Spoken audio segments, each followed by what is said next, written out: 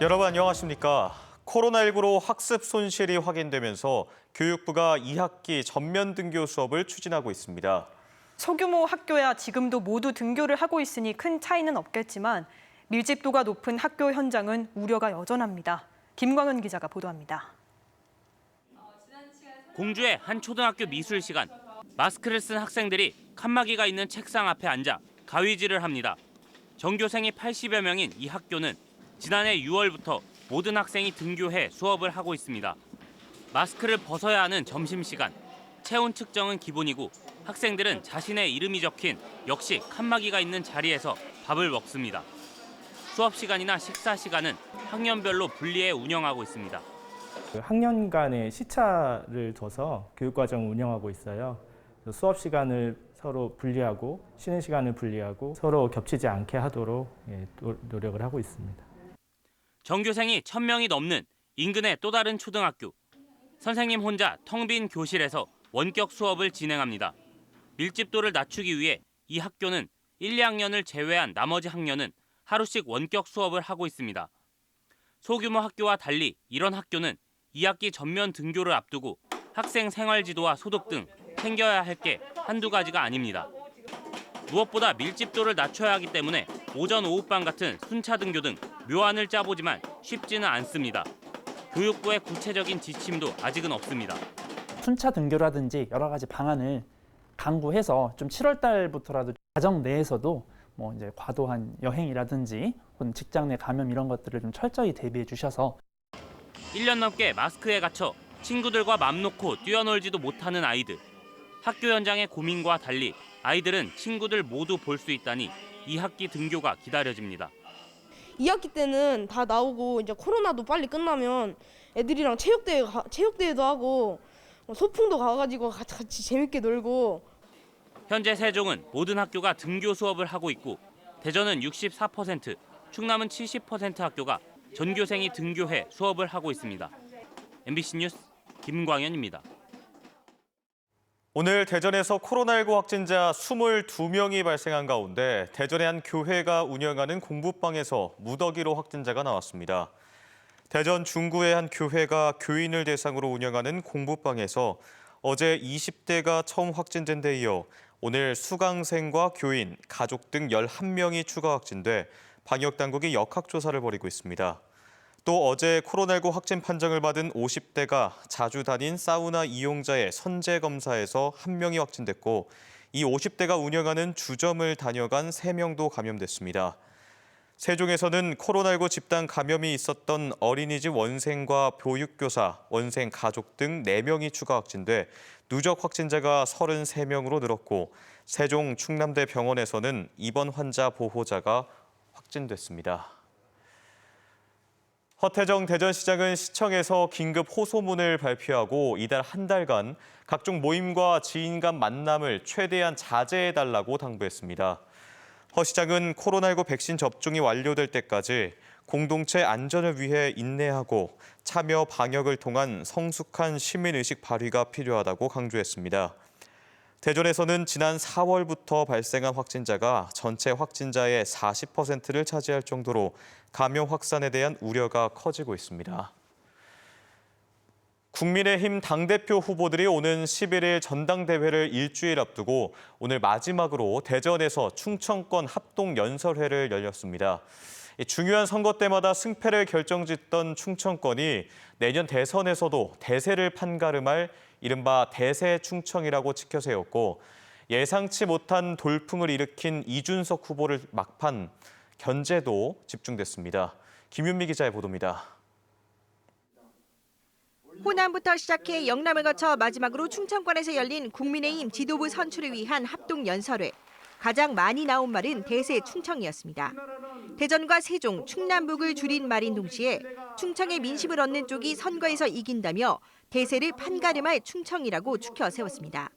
내년 3월 대선에서 충청권의 표심을 누가 가져오느냐, 그게 바로 대세를 가름할 것이기 때문에 충청이 마지막 합동 연설회인 만큼 예상치 못한 돌풍을 일으키며 선두를 달리는 이준석 후보를 향한 막판 견제가 집중됐습니다.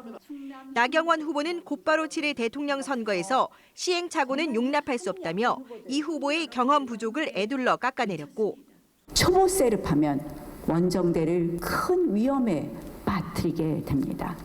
노련한 세르파 나경원이 정권 교체라는 정상에까지 그 원정대를 힘차게 주호영 후보는 이 후보는 물론 나 후보까지 당대표를 감당하기엔 역부족이라며 양쪽으로 공세를 퍼부었습니다. 전당대회 흥행 일으켜줘서 참 고맙습니다. 우리 집안말로 말하면 효자 중에 효자지요. 그런데 딱 여기까지입니다. 본인의 정치 생명이 걸린 재판부터 해결하는 것이 급선무입니다. 중진 후보들의 거센 네거티브 속에도 이준석 후보는 교육의 불평등이 기회의 불평등으로 이어지는 현실을 꼬집으며 정책에 집중했습니다. 최대한 많은 사람이 그 경쟁의 출발선에 설 수 있도록 약자와의 동행도 설계해야 합니다. 국가는 교육에 대한 투자를 강화해야 합니다. 조경태 후보는 수도권에 쏠린 일자리를 창업으로 극복하자며 청년 표심에 호소했고 유일하게 충청의 지역구를 둔 국회의원인 홍문표 후보는 철도망 구축 등 지역 현안에 대한 해법을 강조했습니다. 충청권만 아직도 디젤 기관차를 타고 다녀야 됩니까? 그리고 혁신도시 그렇게 어렵게 이 대전과 충남이 만들어서 법은 만들었는데 한치의 움직임이 없이 최고위원과 청년 최고위원 후보들도 저마다 충청의 딸, 며느리 등 인연을 강조하며 지도부 입성을 위해 호소했습니다.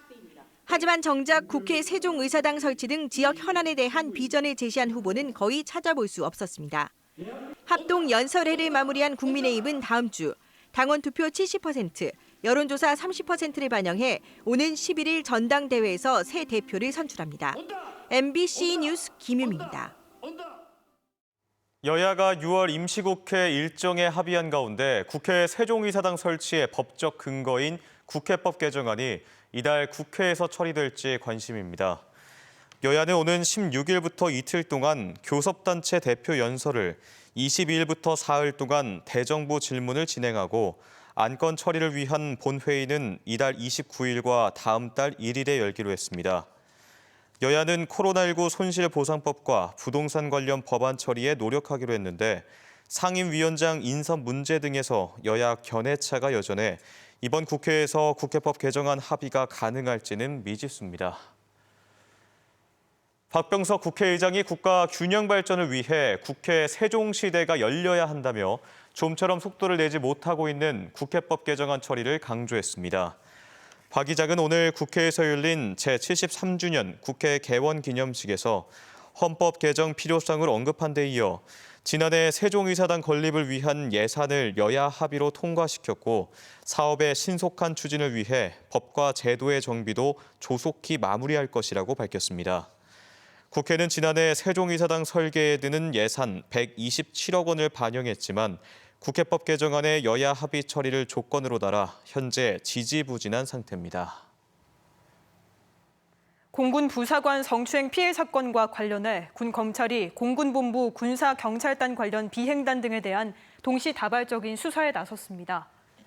국방부 감찰단은 오늘 오전부터 계룡대 공군본부 군사경찰단과 이중사가 소속됐던 공군 15비행단에 대해 압수수색을 실시했습니다. 또 성추행 사건이 발생한 20비행단 군사경찰대대에 사실상 상주하면서 현장 조사 방식으로 수사를 진행하기로 했습니다.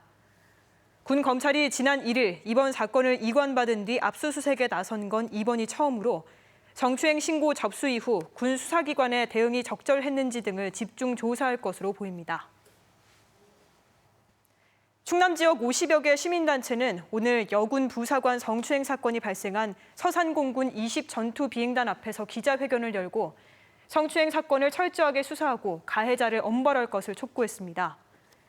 이들은 군대 내 성범죄가 제 식구 감싸기와 온정주의로 인한 솜방망이 처벌로 되풀이되고 있다며 이번 사망 사건의 가해자와 은폐를 시도한 관련자를 엄중하게 처벌하고 성범죄자에 대한 원스트라이크 아웃 제도를 적용해야 한다고 주장했습니다. 코로나19가 길어지면서 그나마 거리 두기를 할 수 있는 캠핑이 인기를 끌고 있죠. 요즘 주말 캠핑장 예약하기는 그야말로 하늘의 별 따기가 됐습니다.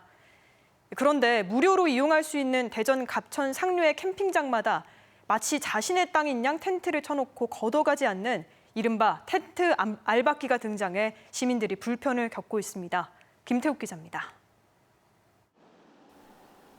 대전 서구 갑천 상류에 있는 상부안 캠핑장. 평일인데도 곳곳에 텐트가 쳐져 있습니다. 돌로 단단히 고정된 텐트는 입구가 잠겨 있고 캠핑객은 찾을 수 없습니다. 계세요. 캠핑장에 마치 자기 땅인 양 텐트를 설치해두고 걷어가지 않는 이른바 텐트 알박기입니다. 이런 얌체 캠핑족들이 자리를 차지하다 보니 정작 주말을 맞아 캠핑장을 찾는 시민들은 텐트 칠 장소가 마땅치 않습니다. 감당 못하고 어떤 때는 우리가 봐도 너무한다 싶은 생각이 들어요. 저를 웬만한 건 차에서 가져가야 되는데. 갑천이 바로 앞에 보이는 명당 자리에는 카라반과 천막, 텐트를 연결해 버젓이 집처럼 꾸며놓은 곳도 있습니다.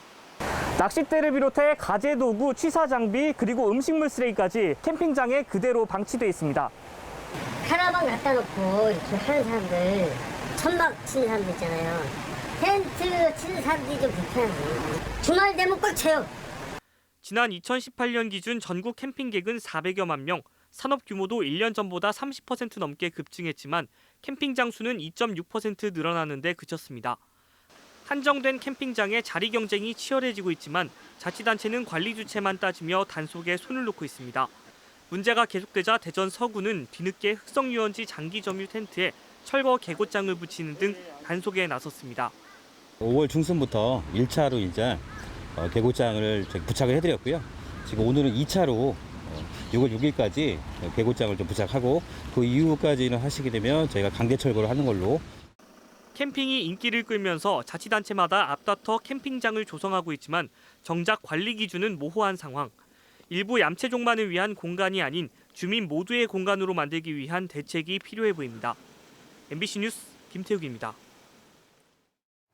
충남 최대 사과 생산지인 예산에서 과수 화상병이 확진돼 방역당국에 비상이 걸렸습니다. 충남도는 오늘 오전 예산군 오가면의 한 사과 농장이 과수 화상병 확진 판정을 받아 전체 0.47헥타르에 대한 방역 작업을 진행하고 있다고 밝혔습니다. 예산은 충남 사과 생산량의 60%를 차지하는 최대 주산지로 방역당국은 반경 5km 이내 사과 농장 전체에 대한 예찰 활동에 들어갔습니다. 한편 지금까지 충남에서는 천안과 아산, 당진, 예산 등 4개 시군 43개 농가 31.8헥타르가 과수화상병 피해를 입었습니다. 삼성 계열사 공장이 많은 천안과 아산에서 삼성전자 이재용 부회장의 특별 사면을 촉구하는 현수막이 잇따라 걸리고 있습니다. 천안시 기업인협의회와 전물건설협회, 천안시 협회 등 경제단체는 최근 천안역 등 주요 도로에 이 부회장의 특별 사면을 촉구하는 현수막을 내거는 등 사면 여론 조성에 나섰습니다. 이에 앞서 아산시 배방읍과 탕정면 이장단 협의회, 아산시의회 국민의힘 의원들도 현수막 게시와 탄원서 전달 등으로 이 부회장의 특별 사면을 촉구한 바 있습니다. 전국 특배노조 충청지부는 오늘 고용노동부 천안지청 앞에서 기자회견을 열고 사회적 합의에 따른 분류 작업 중단을 실천하기 위해 9시 출근, 11시 배송 출발을 선언했습니다. 충청지부는 분류 작업은 택배 노동자가 아닌 택배사의 몫이라며 오는 7일부터 출근 시간을 2시간 늦추고 개인별로 분류된 물품만 사측에서 인계받아 배송하겠다고 밝혔습니다.